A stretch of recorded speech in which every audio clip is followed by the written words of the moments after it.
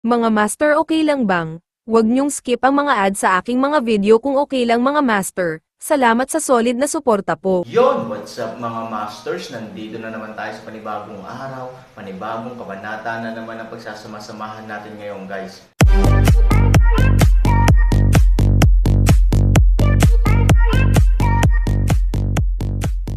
Bali mga masters, kung bago ka pa lang po sa aking YouTube channel, please click the subscribe button, lalong-lalo na po yung notification bell guys, para maging connected pa rin tayo sa isa't isa at maging updated kayo sa mga susunod ko pang video. Bali mga masters, bago natin umpisahan ng kwento ay mag-shoutout po muna tayo para sa mga solid nating tagapakinig. Yun na nga mga masters, no? Bali hindi na ito patagalin. In 3, 2, 1, let's go! Laging mahaba ang proseso ng paghihintay. Buong hapon, pagkatapos umidlip ang mag-asawa, naghintay sila ng gabi. Sa wakas, kapag gabi na talaga, hindi na nakayanan ng mag-asawa, kinuha ang mga tala na kanilang ginawa kanina, dumiretso sila sa kinaroroonan nila noong maghapon. Ayon kay Joyong, hanggat nagniningning ang buwan sa Array, mabubunyag ang mga bahid ng Array, at tahimik silang makapasok sa totoong mundo ng sikat na tindahan sa pamamagitan ng mga bahid. Unang itinuturing ng Han Sanchen ang pinakatagong lugar at ang pinakamalamang na lugar. Ngunit sa kasamaang palad, pagkatapos subukan ang ilang sunod-sunod na, ang mga resulta ay ang lahat ng walang kabuluhan. I still think the Stone Lion is the most likely place, bakit hindi mo subukan? Sabi ni Ivory, ang isang batong leon ay posible nga, ngunit ang lugar kung saan ito matatagpuan ay medyo walang laman, kaya kung nais mong gawin ang isang bagay dito, ito ay madaling matuklasan. Ito ay isang bagay na nabibilang sa 6 na hindi gaanong tagong lugar. Sa makatuwid, ito ay orihinal na pinaandar ng huling. Gayunpaman, si Han Sanchen ay talagang baliw tungkol sa pagdedote sa kanyang asawa, ngayong nagsalita na ang kanyang asawa, agad niyang inikat ang kanyang baril at dirdiretsong sumubok patungo sa batong leon. Ang paraan ng pagsubok ay talagang napakahirap. Una, kailangan mong ibaba ang liwanag ng buwan, at pagkatapos ay gamitin ang liwanag ng buwan upang lumiwanag sa batong leon. Mukhang simple lang, pero napakahirap talaga. Dahil ang pamamaraang ito ay kilala rin sa mga sikat na tindahan, dapat iwasan ng mga tao ang liwanag ng buwan mula sa pagsikat sa ilusyong ito. Sa makatuwid, kung tutuusin, may mga matataas na gusali o malalaking puno sa maraming lugar dito, na sa kasamaang palad ay nakaharang lamang sa liwanag ng buwan sa maraming lugar. Kung punong nakaharang, itulak mo na lang sa tabi. Pero kung roof block, hindi mo pwedeng give-in ang bahay ng iba. Kaya ang bagay na ito ay hindi kasing dali ng inaakala. Ginamit ni Han Sanchen ang kanyang tunay na kapangyarihan upang kolektahin ang liwanag ng buwan, at pagkatapos ay itinuro ito sa mga lugar na kailangan niya upang maipaliwanag ang mga ito upang makita kung mayroong anumang espesyal sa kanila. Gayunpaman, sa pamamaraang ito, kitang-kita na napakakaunting liwanag ng buwan, napakaikli ng oras ng pagkakaroon, at karaniwan ang epekto.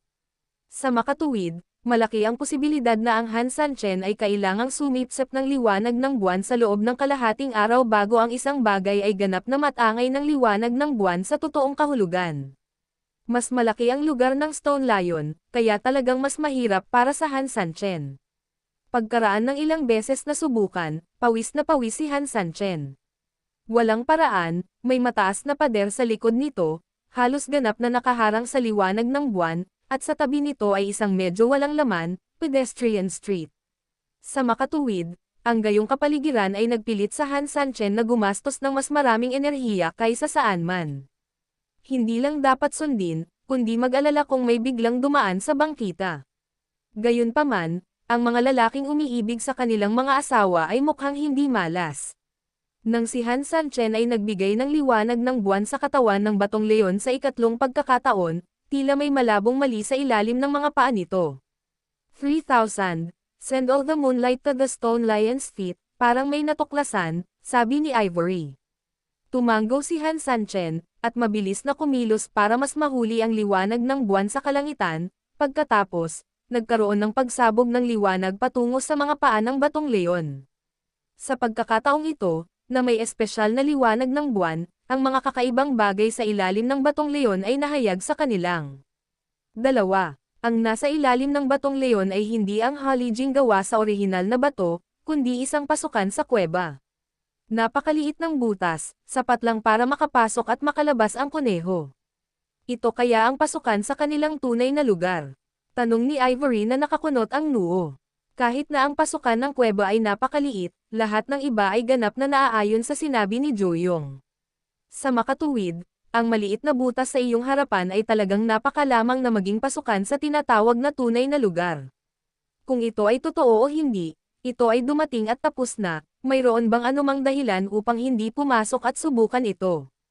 Nang matapos siyang magsalita, direktang kinuha ni Han Sanchen si Ivory at lumipad patungo sa maliit na butas.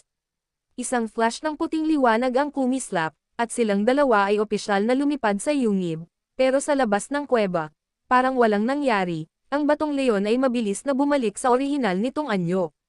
Sa oras na ito, pagkatapos na pumasok ang mag-asawa sa makitid na lagusan, ang kanilang mga mata ay ganap na nababalot ng puting liwanag. Ang puting liwanag ay hindi nakasisilaw, at ang mahinang liwanag ay parang taong naliligo sa gatas. Ito pakiramdam napaka-inclusive at komportable. Ngunit nangyayari na sa sitwasyong ito, hindi mo maimulat ang iyong mga mata upang makita kung ano ang nangyayari sa iyong paligid. Makalipas ang halos kalahating minuto, unti-unting nawala ang discomfort sa mata ko.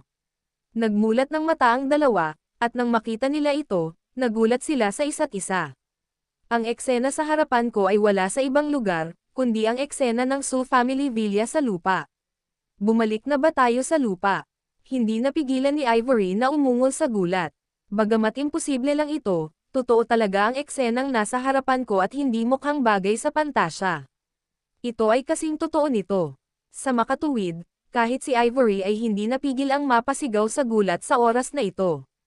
Nakasimangot din si Han Sanchen, sa kanyang antas ng paglilinang, mahirap para sa mata na sabihin kung ito ay isang ilusyon o katotohanan. Gusto pa nga ni Han Sanchen na gamitin ang kanyang makalangit na mga mata para makilala ito ng direkta, ngunit sa kasamaang palad, kung minsan kapag ikaw ay nasa sobrang totoong kapaligiran, natatakot ako na kahit na sa tingin mo ay maaaring peke ito, hindi mo nais na sirain ang pekeng kagandahang ito. Gayunpaman, para sa kaligtasan ng Ivory, nagmamadali pa ring sinabi ni Han Sanchen, pumasok kami sa lihim na daanan mula sa sikat na tindahan, kahit na may lugar sa mundo ng bafang na patungo sa lupa, hindi ito maaaring pasukan ng sikat na tindahan.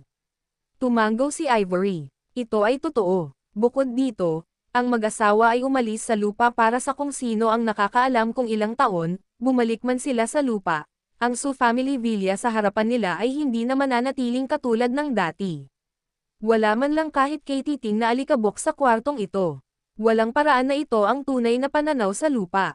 Tumanggaw si Ivory, bagamat alam kong peke ang lugar na ito, ang makita ang tanawin dito ay nakakaramdam pa rin ng labis na nostalgia sa mga tao. Oo, ang mga araw na lumipas, mapait man o matamis, ay sa huli ay isang ulam na may iba't ibang lasa, at kapag muli mo itong natikman, ito ay magkakaroon ng kakaibang lasa.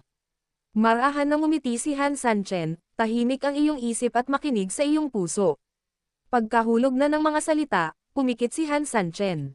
Hindi nagdalawang isip si Ivory at mabilis na nakabawi. Habang nakakapit sa puso ang mag-asawa, pagdilat nila, nawala na ang Su Family Villa sa harapan nila. Ang lumabas na naman sa harapan nilang dalawa ay ang eksena ng Yunding Mountain Villa. Mukhang ang lugar na ito ay nagpaplano na unti-unting hukayin ang lahat sa ating mga alaala at pagkatapos ay iharap ito sa atin, sabi ni Ivory na may mapait na ngiti. Sabi ni Han Sanchen, mabuti rin iyan, may nag-film ng ating mga alaala bilang isang memwa para sa atin, nakakatipid din ito ng pera sa paggawa.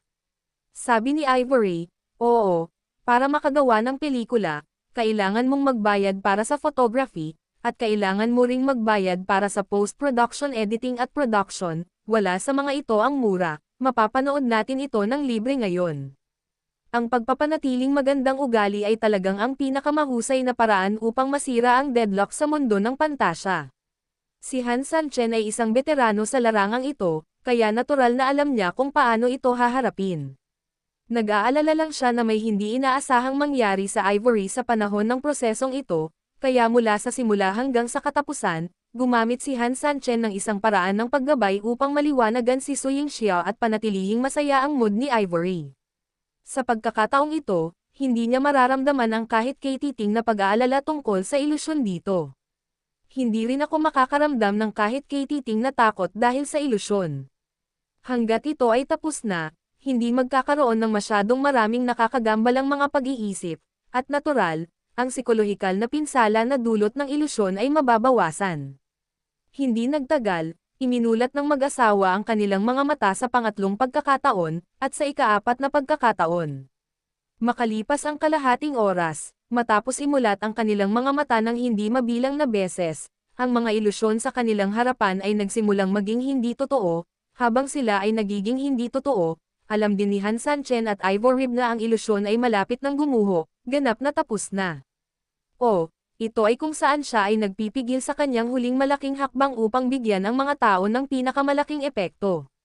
Kung ano ang pinakamalaking epekto ay alam mong peke ito, ngunit maaari pa rin itong magdala ng mas malakas na epekto kaysa sa tunay na bagay. At malinaw naman, kapag nangyari na ang huling sitwasyon, kahit si Han Sanchen, isang makaranasang veterano, ay hindi maiwasang kabahan. Biglang nagbago na naman ang kulay sa labas, at muling nagmulat ng mata ang mag-asawa. Nang muling imulat ng dalawa ang kanilang mga mata ay bumulaga sa kanila ang eksenang nasa harapan nila. Bagamat inaasahan na nila na kung hindi sila direktang makapasa sa antas na ito, kung gayon ang susunod ay tiyak na magiging ultimate king bomb, at handa rin sila para sa king bomb na ito. Ngunit nang harapin na talaga nila ang huling sagabal na ito, hindi pa rin nila maiwasang maramdaman na parang tinamaan sila ng napakalaking impact. Ang tanawin sa harap mo ay halos isang fairyland, na may mga luntiang bundok at berdeng tubig, mga ibon na umaawit at ang halimuyak ng mga bulaklak. Ito ay mapayapa at nagdudulot sa mga tao ng natural na pagpapagaling mula sa kalikasan. Akma talaga ang ganitong klaseng lugar sa kasabihan, maaari lang itong umiral sa pantasya at hindi dapat umiral sa realidad. Ito ay medyo pare-pareho sa katotohanan na ito ay isang ilusyon. Dahil maliban sa mga ilusyon, talagang malabong lumabas ito sa harap ng mga tao ng normal. Hindi ba ito ang retirement scene na pinapangarap nating dalawa? Mapait na ngumiti si Ivory. Ngumiti din si Han Sanchen, ngunit ang ngiting ito ay naglalaman ng kaunting kaligayahan, ngunit isang buong pakiramdam ng pangungutya. Ang pakiramdam na ito ay parang isang lugar na matagal mo nang iniisip na biglang sumulpot sa iyong harapan, gayunpaman, bago ka magkaroon ng oras upang maging masaya, ito ay biglang magbibigay sa iyo ng isang malakas na suntok at sabihin sa iyo, huwag seryosohin ito, isa lang itong ilusyon. Ito ay sobrang katawa-tawa. Sobrang katawa-tawa. Marahil hindi namin akalain bilang mag-asawa na ang eksenang inaasahan namin ay balang araw ay lalabas sa harapan naming lahat sa ganitong paraan. Oo nga, parang may tumutupad sa mga pangarap natin, at parang may biglang sumampal sa amin ng malakas at sinabi sa amin na panaginip lang ang iniisip mo, hindi ko talaga alam kung matutuwa ba ako o malulungkot. Parang nagrereklamo ang dalawang mag-asawa sa eksenang nasa harapan nila, at parang nagrereklamo rin sila sa ilang mga retirement fantasies nila. Sa sandaling ito, biglang lumitaw ang figure ni Han Nayan sa gitna ng berdeng damo, hinawakan niya ang isang maliit na puting kuneho at marahang inilagay sa damuhan. Pagkatapos kumain ng ilang subo ng damo, tumalon ang kuneho at tumakbo palayo, hinabol ni Han Nayan ang munting kuneho, at tila batid ng munting kuneho ang mapaglarong intensyon ng munting amo, kaya't sinamahan niya ito, naglalaro ng naghahabulan sa damuhan. Hindi nagtagal, umalangaw-ngaw sa buong mundo ang inosente at inosenteng tawa ni Han Nayan. Ang dalawang mag-asawa ay ganap na natigilan sa oras na ito, at ang mga sulok ng kanilang mga bibig ay hindi maiwasan ang magiliw na mga ngiti mula sa kanilang matandang ama at matandang ina. Isa itong emosyon na hindi maiwasang ipahayag ng mga tao, ang uri ng aura ng pagmamahal na nakaugalian ng mga magulang, bilang mga magulang, na pumuputok sa isang iglap. Pagkatapos, pagod sa paglalaro, biglang tumayo ulit si Han Nayan at tumakbo papunta sa damuhan sa kabilang side. Parang may something sa damuhan doon. Hindi napigilan ng mag-asawa ang sumunod at tumingin, hindi nagtagal, huminto si Han Nayan at tumingkayad doon, na may isang pares ng maliliit na kamay na nangangapa ng kung ano sa ilalim. Wala pang ilang saglit, tumayo na si Han Nayan, sa ilalim ng kanyang maliliit na kamay, nakahiga sa loob ay isang malambot na puting kuneho. Sa paghusga mula sa hitsura nito, ito ay dapat na kapatid na lalaki, kapatid na babae ng maliit na kuneho, o iba pa.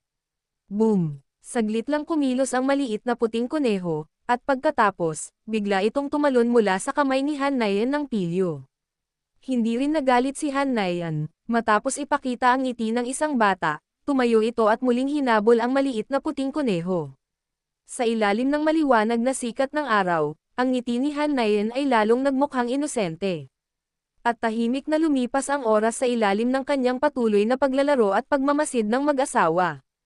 I don't know how long it took, but suddenly, just when Han Sanchen, who seems to be completely immersed in that kind of happiness, not extract himself, he suddenly smiled again at mabilis na nakaalis doon. Halatang iba ang mga mata niya kumpara kanina, bagamat naroon pa rin ang ganoong hitsura ng ama, halatang halata na kung ikukumpara sa dati ay nakatutok at malalim ang kanyang mga mata kaysa sa medyo kalat-kalat na mga kanina. Ito rin ay nagpapakita na ang mental power ni Han Sanchen ay ganap na puro ngayon. Of course, it also shows na mismong si Han Sanchen ang nahiwalay sa mga maiinit na eksenang yon ngayon lang. Yun na nga mga masters, no? Bali panibagong kabanata na naman yung natapos natin ngayong gabi. Muli, maraming salamat po talaga sa walang sawang suporta po sa aking YouTube channel na talagang inaabangan nyo po ang bawat upload ko po. Bali mga masters, magkita-kita ulit po tayo bukas ng gabi at ngayon po ay magpapaalam po muna tayo. Bali mga masters, bye-bye!